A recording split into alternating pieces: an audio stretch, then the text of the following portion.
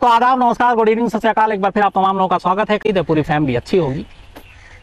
आज की जो कहानी है, एक तो उत्तर प्रदेश से, और किसी केस की या किसी पुलिस अफसर की या किसी कत्ल की या किसी खुदकुशी की या फिर किसी कत्ल की कोशिश की। शायद ऐसी कहानी आपने नहीं सुनी होगी। इस कहानी में ऐसी ऐसी चीजें हैं कि आप दूर बैठकर भी हैरान हो जाएंगे।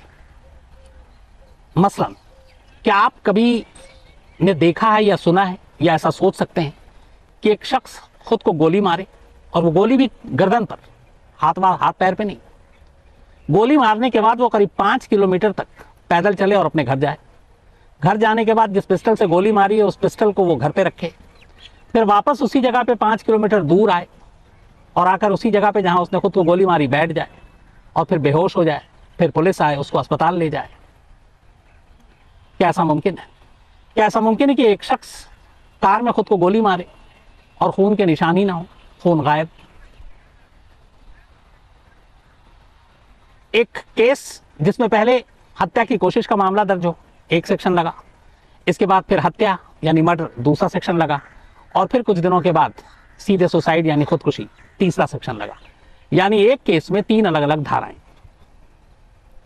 एक ऐसा केस जिसमें एक आईपीएस अफसर, आप आम क्रिमिनल, मुजरिम, इन सबको छोड़ दीजिए, एक आईपीएस अफसर, इंडियन पुलिस सर्विस, उसका एसपी, जिले का कप्तान, वो 9 महीने से गायब, भागा हुआ, भगोड़ा, उसके ऊपर 1 लाख का इनाम, और एक आईपीएस अफसर को पूरी यूपी पुलिस मिलकर भी नहीं ढूंढ पाए, नहीं पकड़ पाए। क्या ऐसा मुमकिन है?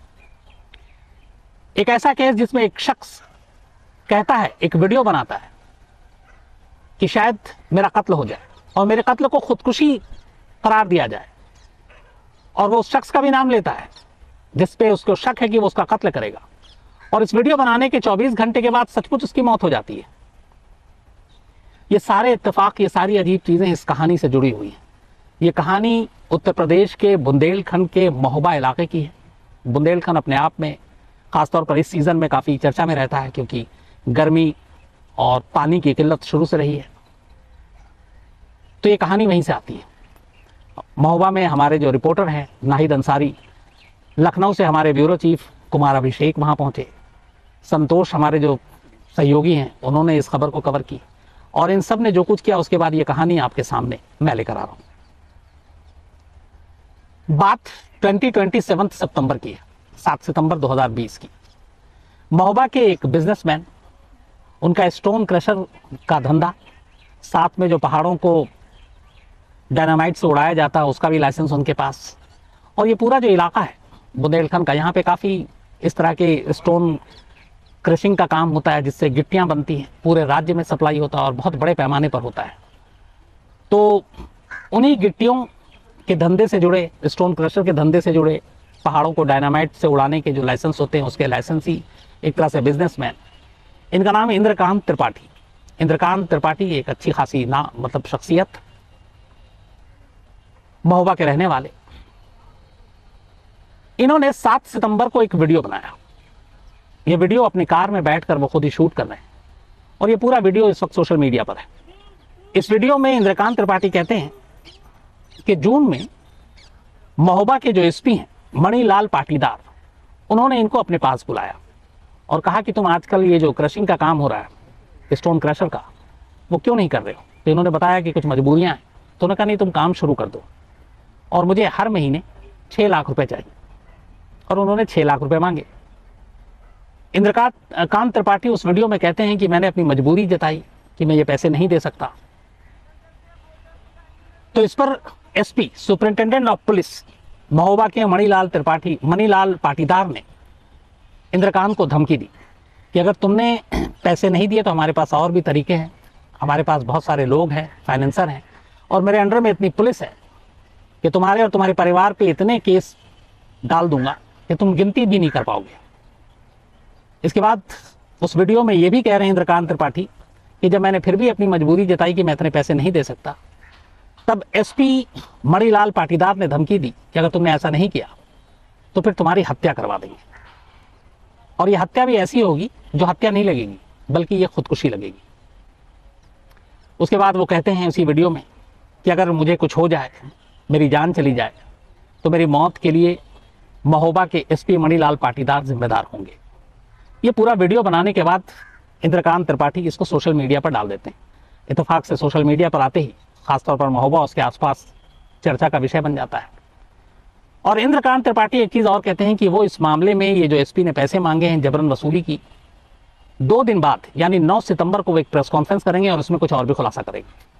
तो 7 सितंबर को ये वीडियो बनाते हैं, इसको सोशल मीडिया पे डालते हैं। 9 सितंबर को प्रेस कॉन्फ्रेंस करनी थी, लेकिन इस वीडियो को डालने के बाद इंद्रकांत त्रिपाठी को डर लगता है कि इस वीडियो के वायरल होने के बाद हो सकता है कि उनके ऊपर हमला हो या फिर उनकी जान लेने की कोशिश की जाए। तो वो महोबा से खजुराहो चले जाते हैं और खजुराहो में ही रहते हैं 7 तारीख को। 8 सितंबर को खजुराहो से वो वापस महोबा लौटते हैं, लेकिन दोपहर 2 बजे के आसपास महोबा में उनसे घर से करीब 5 किलोमीटर की दूरी पर ऑडी कार एक सड़क किनारे खड़ी मिलती है। ये ऑडी कार खुद इंद्रकांत त्रिपाठी चला रहे थे, लेकिन गाड़ी लावारिस हालत में खड़ी थी और उस गाड़ी के अंदर सिर्फ एक ही शख्स था, इंद्रकांत त्रिपाठी। लेकिन इंद्रकांत त्रिपाठी ड्राइविंग सीट पर नहीं बैठे थे, बल्कि आगे में ड्राइवर की जो बराबर वाली सीट है उस पर बैठे हुए थे। लोगों की नजर पड़ी, किसी ने पुलिस को फोन किया, पुलिस आई तो देखा वो लगभग बेहोश ड्राइवर की बराबर वाली सीट पर बैठे हुए। पुलिस उनको लेकर अस्पताल जाती है। कार की सीट पे जहां बैठे थे पिछली, उस पे कुछ खून के धब्बे थे, बाकी ऐसी चीज और कोई कार में नहीं थी। जब अस्पताल ले जाया जाता और डॉक्टर चेक करते हैं तो पता चलता है कि उन्हें गर्दन में गोली लगी थी। जब ये बात गोली लगने की आती है तो पुलिस फौरन 307 अटेम्प्ट टू मर्डर का मामला दर्ज कर लेती है, क्योंकि इंद्रकांत त्रिपाठी तब जिंदा थे। इसके बाद तफ्तीश आगे बढ़ती है।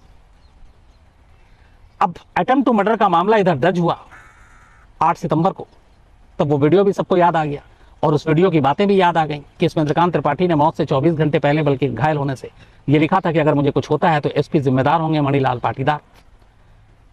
अब ये बात लखनऊ तक पहुंची थी। आनन फानन में पुलिस अटेम्प्ट टू मर्डर का मामला दर्ज करती है और इस अटेम्प्ट टू मर्डर के लिए जो आरोपी बनाती है वो इन्हीं एसपी साहब को बनाती है, मणिलाल पाटीदार को। अब एक एसपी जिसके ऊपर लॉ एंड ऑर्डर की जिम्मेदारी है, कानून व्यवस्था बनाए रखने की जिम्मेदारी है, वो खुद एक कत्ल की कोशिश का अगर मुलजिम बन जाता है तो ऐसे में सरकार के लिए भी मुश्किल होती है। इसीलिए आनन फानन में लखनऊ पुलिस हेडक्वार्टर से एसपी को सस्पेंड करने का ऑर्डर आ जाता है। सस्पेंड कर दिया गया, इधर इलाज चल रहा है।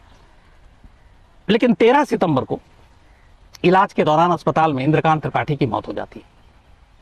मौत के बाद जो पोस्टमार्टम रिपोर्ट आती है उसमें लिखा था कि एक गोली उनके ठीक गर्दन के पीछे यहां पे चली और आगे गले से बाहर निकल गई।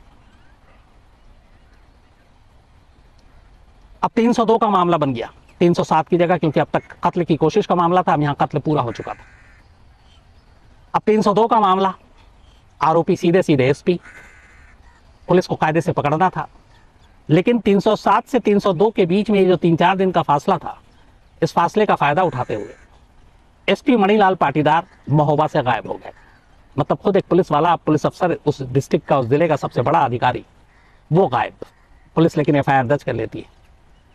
अब मामला बड़ा हो गया था। मामला इसलिए बड़ा था कि एक शख्स पहले जिंदा था, गोली लगी, फिर मौत हो गई, और मौत से पहले उसने वीडियो बनाया, वीडियो में सीधे सीधे एसपी को जिम्मेदार ठहराया और एसपी साहब गायब। इसीलिए इस मामले की फिर जांच लखनऊ से एक ऑर्डर आता है और स्पेशल इन्वेस्टिगेटिव टीम यानी एसआईटी को इस मामले की जांच सौंप दी जाती है। एसआईटी की टीम 16 या 17 सितंबर को घर पहुंचती है इंद्रकांत त्रिपाठी के, बाकी लोगों से पूछताछ करती है। अब यहां पे 2-3 चीजें अचानक आई। पहली, जो शुरुआत में पुलिस ने जांच की अटेम्प्ट टू मर्डर की भी और मर्डर की भी एसआईटी के आने से पहले, उसमें यह था कि गर्दन में गोली लगी। पोस्टमार्टम रिपोर्ट में साफ है कि गोली गर्दन के पीछे से चलाई गई और आगे से निकल गई। पुलिस ने शुरुआत में 307 का मामला दर्ज किया, फिर 302 का एफआईआर दर्ज किया। लेकिन अब एसआईटी की टीम जब आई तो ये पता चला कि पूरे मामले में अभी तक वो पिस्टल ही नहीं मिली जिससे गोली चली, और ना वो कारतूस मिला, ना उसका खोखा मिला, न कार के अंदर उतना ब्लड था। और पोस्टमार्टम रिपोर्ट साफ बता रहा है कि एक मर्डर है। अब यहां से चीजें पलटनी शुरू होती हैं। एसआईटी की टीम आती है, जांच करती है, और अचानक वो पिस्टल भी बरामद कर लेती है और वो गोली भी बरामद कर लेती है जिस गोली से इंद्रकांत त्रिपाठी की मौत हुई और जिस पिस्टल से वो गोली चली। लगा कि मामला सब खत्म हो जाएगा, लेकिन यहां पे कुछ गलतियां कर दी पुलिस ने, खासतौर पर एसआईटी की टीम ने। इंद्रकांत त्रिपाठी की मौत के बाद जिस पिस्टल से गोली चली थी वो पिस्टल न कार से मिली, न कार के आसपास उस सड़क किनारे मिली। वो पिस्टल मिलती है इंद्रकांत त्रिपाठी के घर पर, और वो मिलती भी नहीं है, बल्कि इंद्रकांत त्रिपाठी के परिवार वाले, बल्कि इंद्रकांत त्रिपाठी का भाई अपने हाथ से वो पिस्टल एसआईटी की टीम को सौंपता और कहता है कि ये पिस्टल जो हमारे भाई की है, ये पिस्टल लेकर वो कहीं बाहर ही नहीं गए, ये पिस्टल घर में ही पड़ा हुआ है, और ये लीजिए आप ये पिस्टल। वो पिस्टल दे दी, पिस्टल के साथ गोलियां भी थी लाइसेंसी। अब वो पुलिस लेकर चली गई, और उसके बाद कार के अंदर से वो बुलेट भी बरामद कर लिया जिससे गोली चली थी, या उसका खोखा, और मैच भी करा दिया कि ये इसी पिस्टल से गोली चली। अब जब उसी पिस्टल से गोली चलाई है तो मैच होगा ही। अब यहां पे 2-3 सवाल उठे एसआईटी की इस कार्रवाई से। पहला, अगर इंद्रकांत त्रिपाठी ने अपने लाइसेंसी पिस्टल से खुद को गोली मारी तो फिर वो पिस्टल घर तक कैसे पहुंची? क्योंकि पुलिस ने कार को भी जब्त कर लिया, पुलिस स्पॉट पे भी थी, और पूरी तलाशी के दौरान कार से कोई पिस्टल नहीं मिली, ना आसपास से मिली, घर से मिली। तो अब 2 ही चीजें हो सकती हैं। पहला, इंद्रकांत त्रिपाठी ने अपने आप को गोली मारी, गर्दन में गोली मारी, गोली मारने के बाद वो उसी जख्मी हालत में घर गया, घर पर जाकर उसने पिस्टल रखी, फिर वापस अपने घर से 5 किलोमीटर दूर उसी महुआ हाईवे पे वो आया, और फिर आकर वो उस गाड़ी के ड्राइवर के बराबर वाली सीट पर बैठ गया।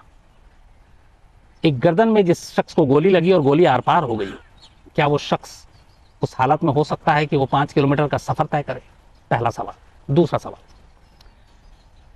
जिस ऑडी कार में इंद्रकांत त्रिपाठी मिला, उस ऑडी कार में जब पुलिस पहुंची थी तो वो ड्राइवर के बराबर वाली सीट पर जख्मी हालत में। ऑडी कार में कोई दूसरा शख्स नहीं है, ना उसकी कोई, बाद में भी कभी कोई ऐसी जांच में सामने बात आई कि कोई और था, अकेला खुद ड्राइव कर रहा है। एक आदमी अगर सुसाइड करने वाला है तो ये समझ में बात नहीं आती कि वो ड्राइविंग सीट से उठकर पहले जाएगा और फिर दूसरी तरफ से दरवाजा खोलेगा और ड्राइवर के बराबर वाली सीट पर बैठेगा और फिर खुद को गोली मारेगा। वो ड्राइवर सीट पर भी बैठकर गोली मार सकता है, लेकिन इंद्रकांत त्रिपाठी ने ऐसा नहीं किया। वो उतर के फिर ड्राइवर के बराबर वाली सीट पर जाकर बैठ के गोली मारता है। चलिए, हो सकता है मन हो कि इस सीट पर गोली नहीं मारनी, उस सीट पर मारनी, इसको भी नजरअंदाज करते हैं। तीसरी चीज, आमतौर पर जो लोग गोली मारकर सुसाइड करते हैं, जितने भी केसेस हुए हैं, उसमें सबसे आसान एक तरीका होता है अपनी कनपट्टी पे पिस्टल रखना और मार देना। जो राइटी है वो राइट हैंड से, जो लेफ्टी है वो लेफ्ट हैंड से। दूसरा होता है बहुत सारे लोग सीधे सीने पे गोली मारते हैं। तीसरा होता है अपने यहां पर रख के पिस्टल चला देते हैं। कुछ लोग पेट में मारते हैं। सुसाइड करने वाला 90 डिग्री एंगल घुमाकर अपने हाथ में पिस्टल पकड़कर और यूं सर के पीछे ले जाए और गर्दन के पास इधर रखे और गोली चलाए, ऐसा होता नहीं है। अब यहां पे पोस्टमार्टम रिपोर्ट साफ बता रहा है कि गोली गर्दन के पीछे से चली और आगे गले से निकल गई, तो ये भी पॉसिबल नहीं। फिर जब शुरुआत में पुलिस ने अटेम्प्ट टू मर्डर का मामला दर्ज किया तब एसपी का नाम, जब 302 हो गया, मौत हो गई, कत्ल का मामला दर्ज किया तब एसपी का नाम। लेकिन एसआईटी की टीम आती है और अचानक एसआईटी की टीम सीधे सीधे इस केस को सुसाइड डिक्लेयर कर देती है और 302 हटाकर 306 कर देती है, कहती है सुसाइड का केस है, और इंद्रकांत त्रिपाठी ने खुद को गोली मारी।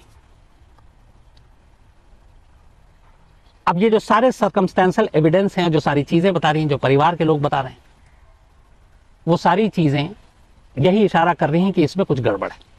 और गड़बड़ कहां से शुरू होती है? पहली चीज, अब सारा इत्तेफाक भी नहीं हो सकता। एक मरने वाला शख्स मौत से 24 घंटे पहले ये कह रहा है एक वीडियो बनाकर कि मेरी जान जा सकती है और मुझे अगर कुछ हुआ तो मेरी मौत का जिम्मेदार एसपी होगा।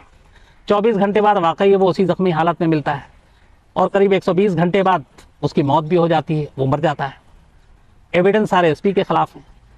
शुरुआती में जो लोकल पुलिस है वो एसपी को नामजद भी करती है, अटेम्प्ट टू मर्डर में भी और मर्डर में भी।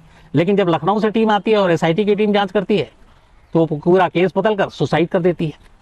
अब यहाँ पे एक उंगली और उठी कि जो एसआईटी की टीम बनाई गई थी उसमें 3 आईपीएस अफसर थे, उनमें से 2 आईपीएस का ताल्लुक राजस्थान से है। अब इसमें बड़ी बात क्या है?